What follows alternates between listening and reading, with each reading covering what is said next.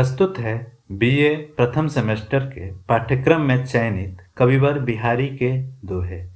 जैसा कि आप जानते हैं, बिहारी रीतिकाल के रीति सिद्ध काव्य परंपरा के कवि हैं। इनका जन्म 1595 ईस्वी अर्थात संवत 1652 के लगभग ग्वालियर मध्य प्रदेश में हुआ था। इनके पिता का नाम केशव राय था। यहाँ ध्यान देने वाली बात है कि ये केशव रीतिकाल के प्रतिनिधि कवि केशव से भिन्न हैं। बिहारी जयपुर के नरेश मिर्जा राजा जय सिंह के दरबार में काव्य रचना करते थे। इनके गुरु का नाम नरहरिदास था तथा इनका संप्रदाय निम्बार्क था। रीतिकाल के इस असाधारण प्रतिभा संपन्न कवि की मृत्यु सन 1663 ईस्वी अर्थात संवत 1720 में हुई थी।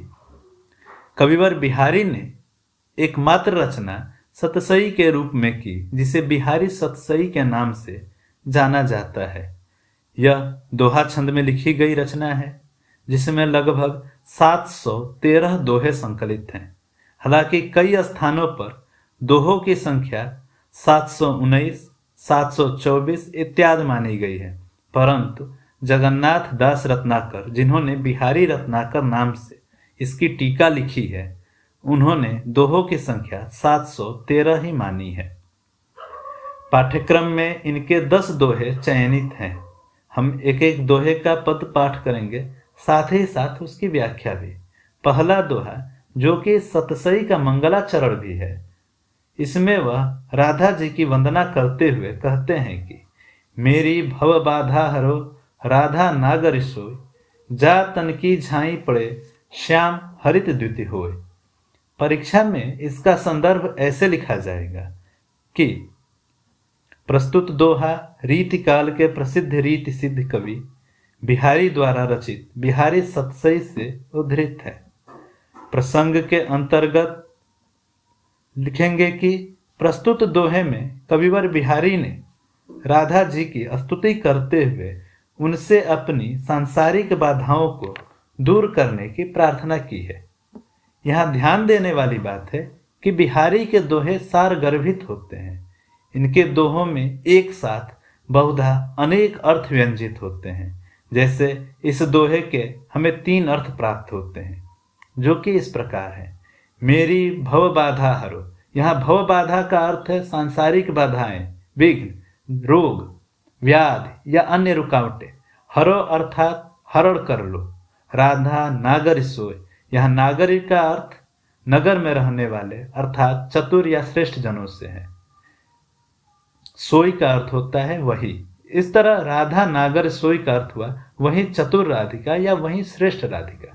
जा तन की झाई पड़े, यहाँ बिहारी ने अपनी काव्य कुशलता का परिचय दिया है। झाई शब्द यहाँ 3 अर्थों को व्यंजित करता है। पहला परछाई, दूसरा झलक, तीसरा ध्यान। श्याम हरित द्युति होय, यहाँ झाई के अनुरूप श्याम शब्द भी 3 अर्थों को व्यंजित करता है। श्याम वर्ण, श्री कृष्ण, और तीसरा है काले रंग के पदार्थ अर्थात पातक आदि कलुषित विचार। हरित शब्द हृत शब्द का अपभ्रंश है। हृत का अर्थ होता है छोड़ देना। इस प्रकार हरित द्युति का अर्थ होगा तेजहीन या कालापन का छोड़ देना।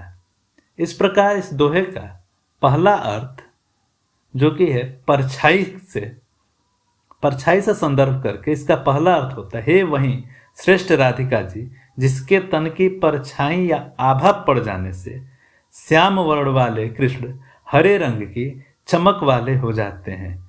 आप मेरी सांसारिक बाधाओं को हर लीजिए।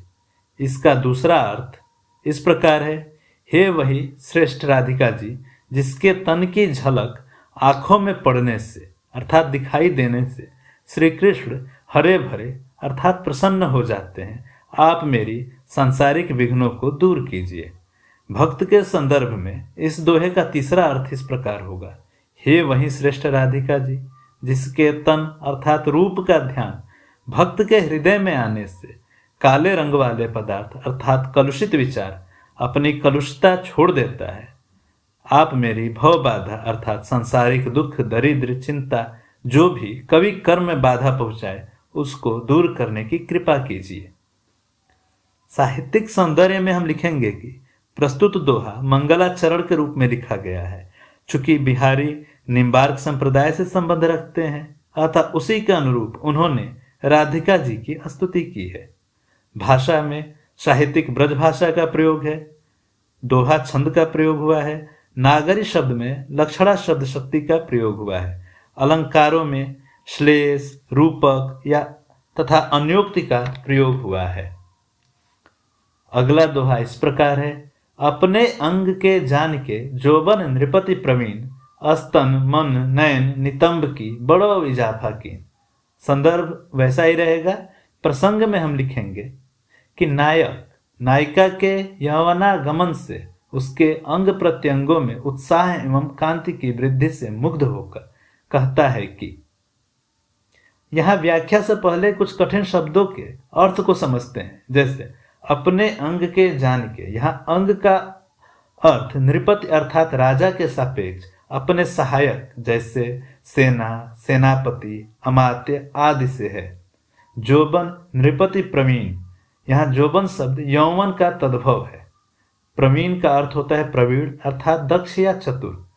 दक्ष का अर्थ होता है माहिर होना या अति कुशल होना, अर्थात वह राजा जो अत्यंत कुशल है। अगली पंक्ति है अस्तन मन नयन नितंब की बड़ो इजाफा की। इजाफा अरबी शब्द है जिसका अर्थ होता है वृद्धि करना।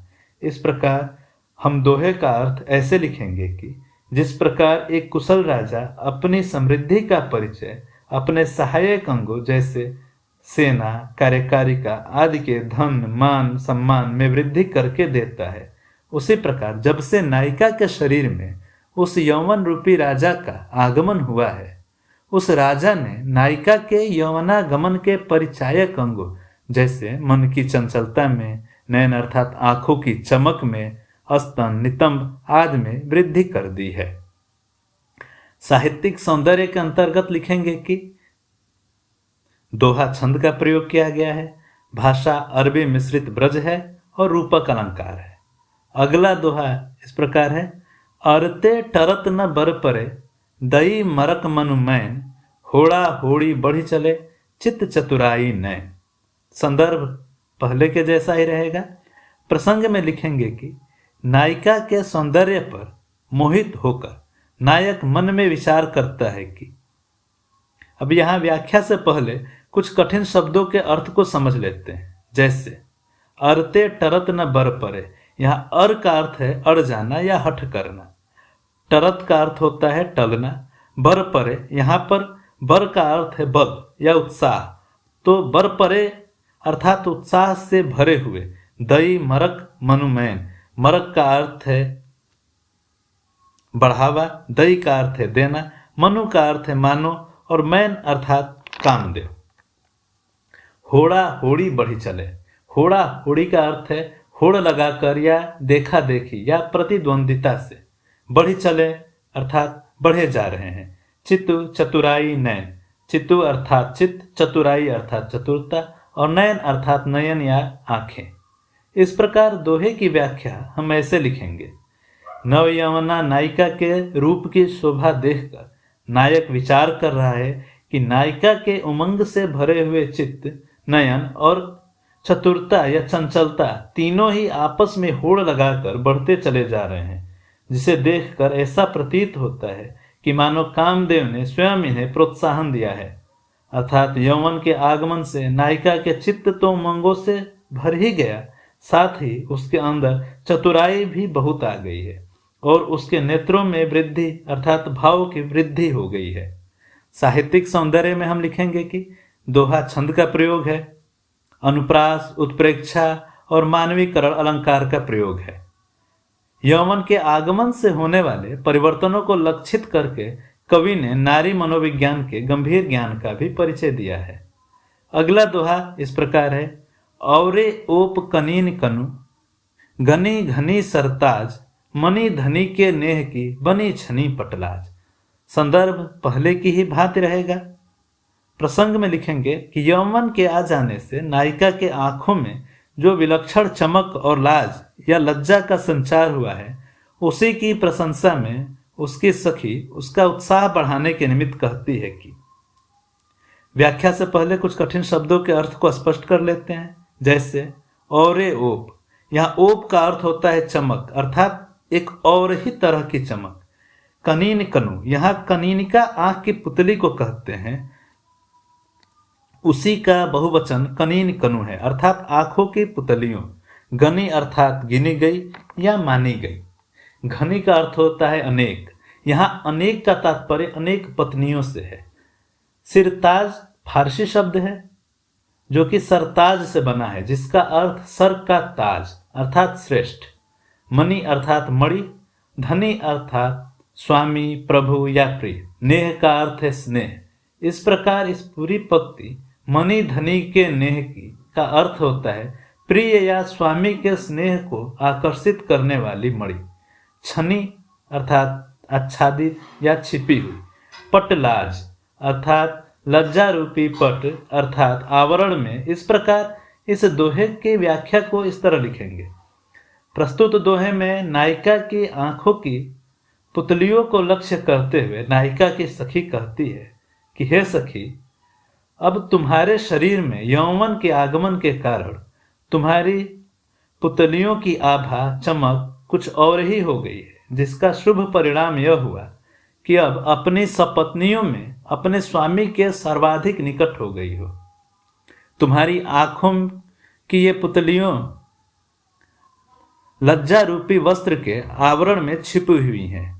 तुम्हारी आंखों की ये पुतलियां लज्जा रूपी वस्त्र के आवरण में छुपी हुई हैं और यह नायक के स्नेह को आकर्षित करने के लिए आवरण में छिपी मणियों के समान शोभा पा रही है।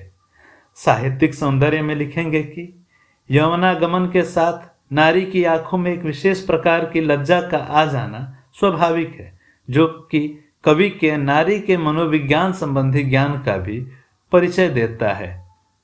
छंद दोहा है। अलंकार में अनुप्रास, रूपक और भेदकातिशयोक्ति का प्रयोग हुआ है। आशा है कि बिहारी के दोहों की यह प्रस्तुति आपके परीक्षा में सहायक सिद्ध होगी। शेष दोहों की व्याख्या आपको अगले वीडियो में मिलेगी। अपनी प्रतिक्रियाओं से अवश्य अवगत कराइएगा। धन्यवाद।